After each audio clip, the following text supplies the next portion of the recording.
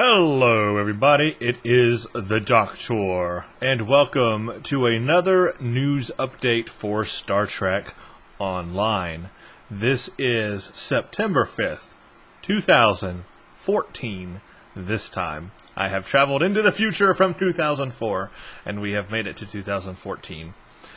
So I want to thank everybody who has left comments in the last video about Star Trek Online, specifically related to the Tier 5 updates for the starships and the plans for the Tier 5U, or upgraded version of Tier 5 ships compared to Tier 6 ships. There was a lot of great discussion in that video, a lot of great discussion in the comments, a huge thread in the forums, and I just want to thank everybody who provided feedback about that. I read a lot, pretty much all of the comments, so if I did not get to respond to your comment, I have at least read it.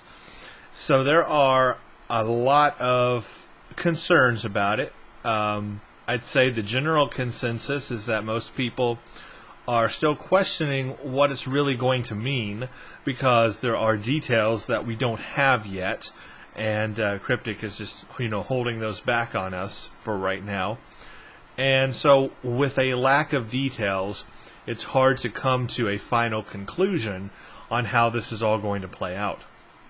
But I get that the general consensus is that Cryptic has basically stated, by giving us a Tier 5U ship, that ships are upgradable in a sense.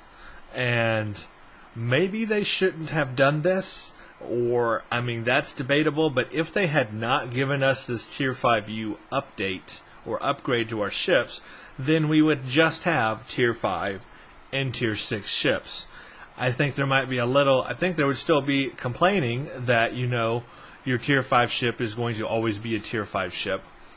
But the fact that some of them are upgradable and some are not is a big contention, because not all of the Tier 5 ships are upgradable to the Tier 5 upgrade ship.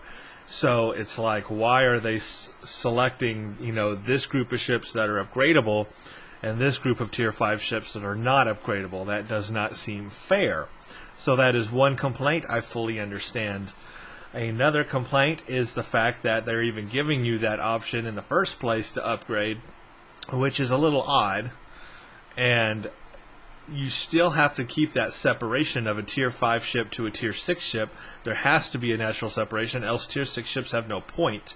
If all your Tier 5 ships could be made Tier 6 ships, it would render Tier 6 ships less meaningful.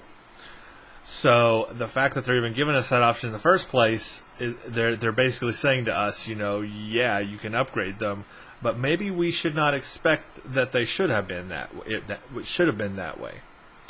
Another point is that all your iconic ships that you want to fly, the Enterprise D, even the Odyssey, and all the iconic ships out there that are there for escort, engineering, and science, they are going to remain Tier 5 ships in a sense. Even if they are upgradable to Tier 5U, they are still going to, in a sense, be Tier 5 ships, and they will never be Tier 6 ships. So here's your iconic ship that you wanted to get into Star Trek Online with and play.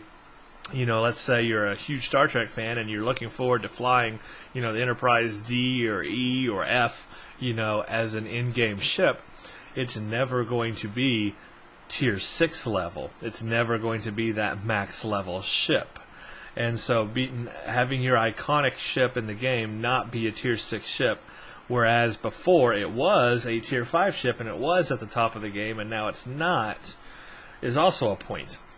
Another point is that all of the Tier 6 ships Cryptic has created are Cryptic designed ships. They are not technically, quote, Star Trek canon ships. They're not ships that have been seen in any TV show, movie, or even novel. They are cryptic design ships, even though they've been approved by CBS, who's in control of the Star Trek IP now. Keep this in mind, CBS is in control of the Star Trek IP, and they have approved these ships, CBS. But that still does not make people feel warm enough in their hearts that these ships really scream Star Trek, because they are basically cryptic made ships, and they're not ships from any of the shows or anything like that. And so that means none of the tier 6 ships are actual, quote, canon ships. And that's another point. And there are other points as well beyond that about the whole tier 5 to tier 5U to tier 6 ships debate. And hopefully Cryptic will release more details in the future so that it all becomes a little bit more clear. But again, we've got another week in our another week here, and we've got some news to share with you. One of the big pieces of news, we'll just start with this, is the Delta Rising Operations Pack is available right now. This is pretty much the expansion pack stuff all in one package that you can purchase instead of having to purchase each individual thing. Now, you do not have to buy this operations pack in order to play Delta Rising. Delta Rising is an expansion that they're going to update the game to in October, and is just going to be a game update. And all these things will be in the game that you can purchase separately if you want, or you can opt to buy this package, which gives you everything supposedly at a discount if you were to buy everything separately. It's basically the same thing as the Lore was, the last expansion, the Romulan expansion. The pack that was released was basically just a way to get everything that they were developing for that expansion in one package. Same thing here. It's a good way for Cryptic to capitalize on money. A lot of people bought those packs for the Romulan expansion, and so I expect, and I bet they expect, that a lot of people will be buying the Delta Rising Operations Pack. So let's go through what's in it, and then we'll talk about the price, because I do have an issue with that. Alright, first of all, welcome to the Delta Quadrant. You're about to explore an area of space that is only partially charted and full of a few friends and a lot of foes and even more unknowns. I'm Steven Ricoso, the lead producer of Star Trek Online, and today I'm excited to announce the Delta Rising Operations Pack. The Operations Pack will ensure that you are fully prepared for your journey through the Delta Quadrant by giving you access to the most cutting-edge technology, personnel, and ships in the fleet. Captains will gain access to 8 brand new Tier 6 starships, complete with intelligence bridge officer stations spread across all our 3 factions. The newest class of ship in this pack, the intelligence ships, will feature stations for our new intelligence officers. They offer a new type of gameplay and comprise 5 of the 8 included ships. Romulan and Klingon captains will each have access to one faction-specific intelligence ship, and Federation captains will have access to 3 faction-specific intelligence ships. These are the only ships that will grant access to a commander-level intelligence bridge officer station, giving captains the flexibility to truly leverage the power of the intelligence officer class. In addition to their intelligence theme consoles and intelligence bridge officers, these ships can launch drones that scan enemy ships for weaknesses, and then give captains access to a suite of powers designed to exploit their weakness. The sheer versatility that intelligence ships offer captains of any faction will make them a valuable ally and a dangerous foe to anyone you encounter in the Delta Quadrant. The remaining 3 ships are themed around Voyager's journey through the Delta Quadrant and are split equally among the factions. On their missions back, Captain Janeway and crew encountered numerous threats and discovered technological advances. All of that information was combined, evaluated, and utilized to create Alpha Quadrant ships custom-built for incursion throughout the Delta Quadrant. These ships will also feature intelligent bridge officer stations, unique Delta Quadrant themed consoles, and a brand new Tier 6 ship material that will definitely make your new ships stand out. In addition to these fantastic ships, we'll be including very rare intelligence bridge officers to equip your new intelligence ships, very rare duty officers with unique active abilities, an entire suite of Talaxian male and female uniform options that are custom built from your reference, 3 unique captain titles, 3 tier 5 upgrade tokens, so your favorite existing ships will be Delta ready. So you do get 3 tier 5 ship upgrade tokens. That's kind of cool. The Delta Rising Operations Pack is a fantastic offering that will make sure your voyage to Delta Quadrant is a success. Please click this link to get more detail. So let's go get all that detail. Okay, so here's what the pack includes, and here's some screenshots. We'll go through that in a second. The gateways and the Dyson Sphere have opened a door to the Delta Quadrant, where your old friends and enemies await. Equipped with everything the Delta Rising Pack has to offer, you will be ready to retrace Voyager's path and become one of the legends of the Quadrant. Alright, so here are the 3 Federation ships. The following ships unlock for all Federation characters on an account. You've got the Phantom Intel Escort. This looks like a flattened Defiant. Looks like a pancaked Defiant. This Tier 6 light escort was designed for stealth, speed, and delivering withering volleys of weapon fire on an expected target. It is equipped with a cloaking device and active sensor arrays that allow it to gather information about a target to expose vulnerability. The Phantom Intel Escort is also equipped with a heavy phaser lance universal console. This weapon is capable of delivering a blast of directed energy at a target that bypasses a portion of the target's shields. If used on a target that has been exposed by the Phantom's active sensor arrays, the heavy phaser lance deals significantly more damage and completely bypasses the target's shields. Okay, so a light escort with a phaser lance that probably moves pretty fast. The Eclipse Intel Cruiser, which I think is probably one of the ugliest ships Cryptic has ever designed in this game. Yes, I have a major problem with the Eclipse Intel Cruiser. I think it looks like pure crap. A Tier 6 cruiser, the Eclipse is a light and nimble ship for its class, taking some inspiration from battle cruisers. It is equipped with a cloaking device and active sensor arrays that allow it to gather information about a target to expose a vulnerability. The Eclipse Intel Cruiser is also equipped with a structural integrity field universal console. This device drains the structural integrity fields of enemy starships and overloads its own. The effect not only causes significant hull damage to affected foes, it also provides the Eclipse with additional hull strength. So it looks like one unique thing about all these ships is they're all going to have cloaking devices. As a Tier 6 ship you would hope would have. That would be a technology that should be used a lot now. Alright, let's go on to the Scryer Intel, I don't know how you pronounce that, Scryer Intel Science Vessel. This thing looks like an upside down starship. Again, a completely ugly design. I could like the saucer part of it if that stupid deflector dish was on the bottom and not the top. What a stupidly designed ship. The Scryer is a Tier 6 starship designed to complete dangerous deep space espionage missions without being detected by the enemy. It is equipped with a cloaking device and active sensor arrays that allow it to gather information about a target to expose a vulnerability. So they all have that ability. Okay, they all have a cloaking device and they all have the sensor arrays. The Scryer Intel Science Vessel also comes equipped with a sensor probe swarm universal console that can deploy dozens of small probes intended to harass an enemy starship. Vessels that are affected by these probes will have their shields weakened and their damage significantly reduced. In addition, cloaked foes affected by the sensor probe swarm will be revealed. Okay, so these are the 3 main ones. There's one more I'll talk about in a second. On the design aspect of these, I'm going to emphasize they are extremely ugly.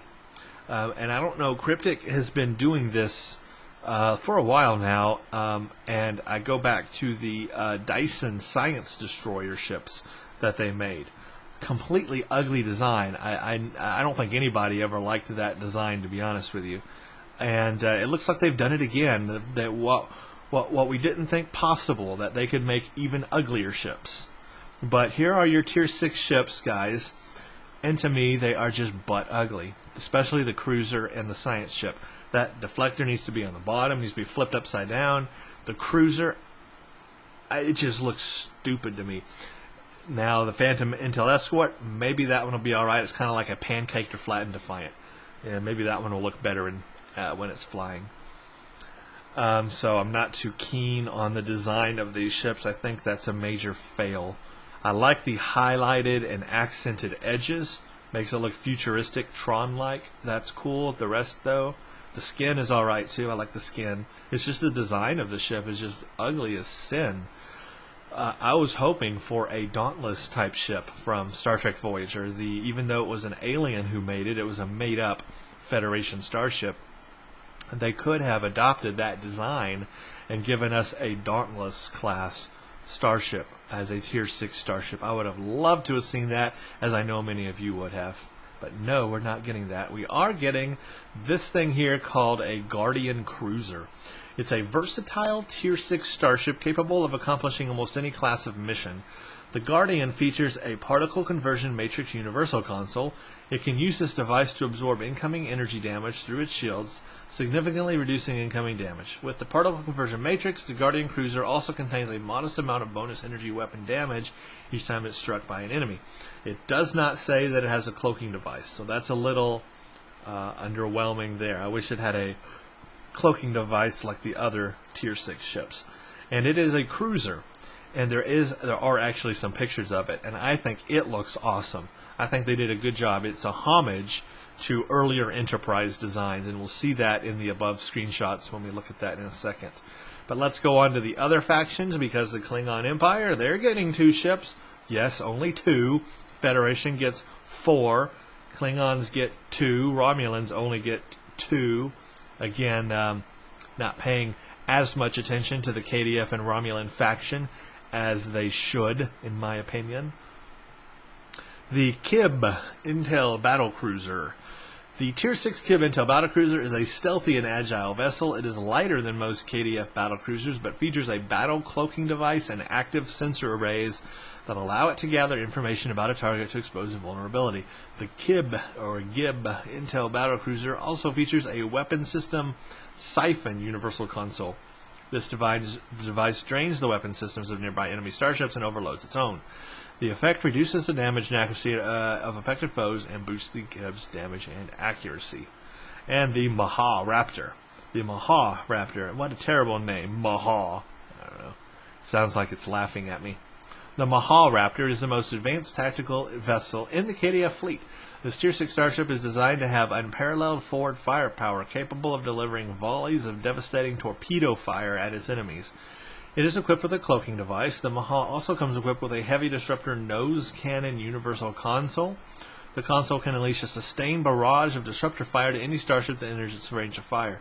Enemy ships hit by this weapon will have their engines knocked offline. I like the sound of the Maha Raptor, to be honest with you. It's a ship I'll definitely try. Actually, I'll try both of them anyway, but I'm looking forward to the Maha. It sounds pretty cool. Sounds like it's pretty powerful, which it should be for a KDF ship. But only 2 KDF ships. Again, 4 Feds, 2 KDF. Now to the Romulan. They get a Fayette. I don't know how you pronounce that, but let's just call it a Fayette Intel Warbird. This Tier 6 ship is the pinnacle of Romulan engineering in terms of stealth and maneuverability. It is equipped with a Romulan-enhanced battle cloaking device and active sensor array that allow it to gather information about a target to expose a vulnerability. The Fayette Intel Warbird also features a heavy plasma lance universal console. This weapon has 2 modes. The first fires a single heavy plasma beam at its target, causing a fierce plasma fire and rendering the target vulnerable to Intel-exposed vulnerability abilities.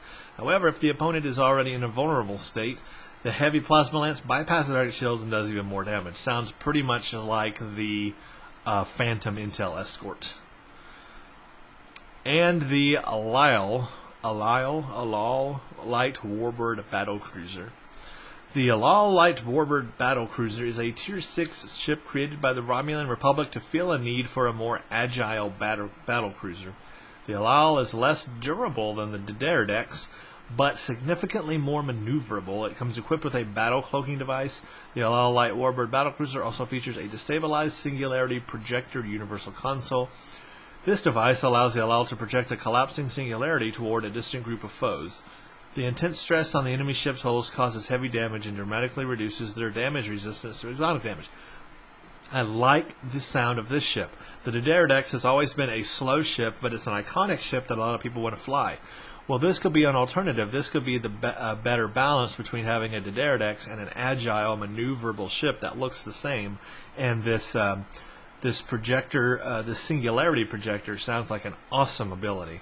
I'm looking forward to that. So I like the sounds of this all-light warbird battlecruiser. I definitely want to fly that ship. But again, my contention here is 4 Fed ships, 2 KDF, 2 Romulan. Do you guys see an unbalance? I see an unbalance. Alright, moving on. Extras. Talaxian uniform inspired by Neelix's incomparable and colorful fashion choices. These costume pieces unlock for all characters on account. 3 ship upgrade tokens. Use these to upgrade your Tier 5 ships for when you begin to explore Delta Quadrant. Not all ships are upgradable. This option unlocks once per account on a character of your choice. And you also get 3 very rare intelligence bridge officers per faction. Intel ships need intelligence bridge officers. These special bridge officers have all new space and ground abilities and unlock for all characters on account. And you get 3 very rare Delta Quadrant duty officers. Add Delta Quadrant duty officers with special traits to your crew. This option unlocks once per character on an account. You get a title, you get a Voyager title, a Delta Quadrant Explorer title, and a Delta Quadrant Ambassador title. The following items and titles will unlock for purchase on October 14th, 2014. Have any more questions? You can check out the FAQ. I don't know why they put the system requirements here. This is not a separate download of the game. This is not an expansion in that sense. All this is a pack of gear that will be available to you when the expansion comes to the game in its natural update form in October, just like the Romulan expansion did. So what I like about this is some of the abilities sound really cool. I like the Maharaptor. I like this battlecruiser. Having 3 ship upgrade tokens is not a bad idea. I like that. Having the intelligence bridge officers and duty officers is also pretty good. This ship here is going to be really nice, I think, the Guardian Cruiser. I'm looking forward to that. What I don't like is the fact that it's unbalanced. Federations get 4 ships. Klingons get 2. Romulans get 2. Again, a big imbalance between the Federation, KDF, and Romulan faction. They need to put more attention on the other factions if they want more people to play them. I don't like the design of most of these Tier 6 Federation ships, especially the cruiser and the science vessel, the Eclipse and the Scryer. I think they look like complete butt. Really, they need to be changed. Just very, very ugly ships. Now, as for the price, $124 for this. I think that's a little overpriced. Some people will disagree. Some people will agree. I think $125 for all of this is just overpriced. I don't know what the ideal price should be, but I would say $99 max. Max. I think asking any more than $100 is a ripoff. So that's what it is, though. Maybe they'll have a sale. I can always hope for a sale. If a sale goes on, I'll buy it. I'm probably going to end up buying it anyway because, you know, I want all this stuff and I want to be able to show you guys all this stuff, so I need it in the first place. But I am hoping for a sale. So here's the cruiser. Again, I think it looks ugly. I kind of like the warp nacelles. That's a unique, you know, take on it. But no. The ship just totally designed wrong. Here's the escort. It's not too bad. I think this one, out of all of them, probably looks the better. This one, just totally wrong with that deflector dish up here. Totally wrong. Needs to be on the bottom, and that would change. That would make the whole thing look better. I like the donut shape of it. I like the fact that it's kind of open in the middle. And that's unique. You don't see that a lot in the Prime Universe starships. But this deflector dish, come on, guys. That totally needs to be flipped. Now, here's the Guardian ship. And this is what I was talking about. This ship is almost like a throwback to previous Starship Enterprise designs. It's got a little bit of Enterprise D in there. It's got a little bit of Enterprise C in there. And it's got a little bit of Enterprise A in there. Or not A, actually the original Enterprise. I would say TOS Enterprise, especially in that saucer. So it's like A, C, and D all combined to look really, really awesome. So I'm looking forward to the Guardian Cruiser. Out of all of this Tier 6 ships, this is the one that I could see myself flying long term just because it looks awesome. Alright, so I'm looking forward to the Guardian Cruiser. Can't wait to try that out. Here's the Gib. Here's the, what is this one? I don't know the names offhand, but there it is. The first one. Here's the Agile Dideridex one, the Relal. I like the looks of it. It looks very fierce. It almost reminds me of a ship from the sci-fi series Andromeda. It almost kind of reminds me of that type of ship, especially since this one is a lot sleeker now than the Dideridex. Very nice. Very nice. If anyone has seen Andromeda, you know what I mean. The High Guard ships, the High Guard design. Kind of looks a little similar, just a little bit. Anyway, I like that. Here's some uniforms we get to wear if you want to be a Talaxian. And then back to the ugly ships. Again, the Guardian, cannot wait. I think that ship's going to be awesome. I wish it had a cloaking device. See, it doesn't have a cloaking device like the other Tier 6 ships. Come on. Anyway, let's move on. Let's see what else. There are no new aliens this week to talk about. We've already talked about all of these aliens. Nothing new there. Oh yes, something new here. We're pleased to announce that in continuation with the Voyager theme of Star Trek Online, Delta Rising, Jerry Ryan, 7 of 9, Ethan Phillips, Neelix, and Robert Picardo, the Doctor, will join Garrett Wang, Harry Kim, and Tim Russ Tuvok to reprise their characters from Voyager when Star Trek Online Delta Rising launches later this fall. So there you go. We've got great voice actors, the actual actors from the show, coming in to voice their roles in the game. That's going to make it feel a lot better. I guess Janeway's not going to be in it too much. I guess she's an ambassador now at Starfleet or whatever. So I guess she's not really part of this. Who else? It'd be nice to have Chakotay's voice, but I guess maybe he's not going to be part of this. Who else would we want? B'Elanna, missing Tom Paris. Oh gosh. Tom Paris would love to have his voice in here. He would be great for this if he was in here. But at least we're getting these guys and Robert Picardo. I mean, come on, guys. Clap for him. I mean, he basically held that show together, right? So, if it wasn't for the Doctor, I don't know, man. So, yeah, very good. What else do we have? Oh, yes. Borg Disconnected is going to be a new PvE in this new Delta Rising. Borg Disconnected is the first queue available to players in Delta Rising. It will be made available to all players who are level 50 and above. After the Borg Queen's defeat, the Borg were sent into disarray. Many Borg were disconnected from the collective and began to have thoughts of their own. Some of the Borgs were put down, while others gained control of their entire ships, their intent being to find those who freed them and join their cause. The Borg Queen, however, is not so easily defeated.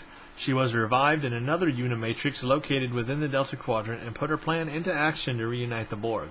Once the Borg Queen would have destroyed an entire ship to get rid of the Borg, but she no longer has the luxury of expendable ships with the Undine and Voth attacking them. Instead, the Borg Queen had a safety measure uploaded to all Borg ships. Any ships containing one disconnected Borg drone would have their controls taken away and be set on a course to the closest Unimatrix. The goal, to reassimilate all disconnected Borg. Makes sense? The Borg Cooperative has located the Unimatrix where the Borg Queen is reassimilating ships containing disconnected Borg. Now they need the help of the Alliance to keep the Borg free and to once again put a stop to the Borg Queen. The Alliance will find, however, that there are more factions in the Delta Quadrant that seek the total destruction of the Borg, including those who may serve as allies to the Alpha Quadrant Alliance. Check out Borg Disconnected when it comes to live servers of Delta Rising, and be on the lookout for it coming to Treble soon. So, Borg Disconnected. Sounds like it's going to be fun fighting a Unimatrix. There's a Voth ship being destroyed. Very cool. Again, it looks like it's in or near the Undine fluidic space, which is interesting. Anyway, that I believe that's on Tribble now, actually, but I haven't taken a look at it yet, but maybe I'll do so. What else do we have? What was that? Oh yeah, the Delta Operations FAQ. So here's the thread. I'll put a link to it in the bottom so you can go check it out. How do I claim my Operations Pack items at launch? When you purchase an Operations Pack, your account is flagged as having purchased it on launch day. After Delta Rising is available to patch, the Operations Pack items become claimable via the in-game C-Store. Pretty much just like the Romulan War. Can I learn more about the Delta Rising Pack from that link? Is the Delta Rising expansion free-to-play? Yes, the Delta Rising expansion will be very similar to our already generous free-to-play philosophy, including no fee to download or play the content.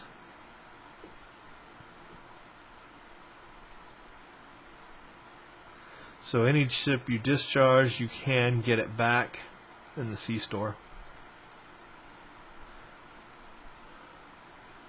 I'm just kind of glancing over this. I haven't read this yet myself.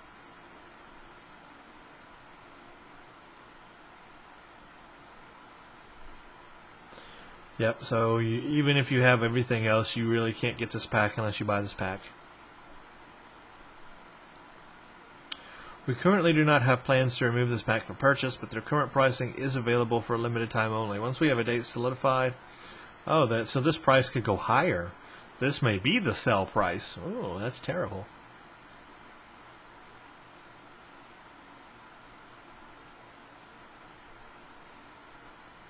Oh, you can't gift this pack to anybody. That's a shame. Okay. Pretty much everything we knew there. We went over that. Bonus Mark Weekend is going on right now. It started September 4th. It's only going until September 8th. Just a time to go in and get some bonus marks.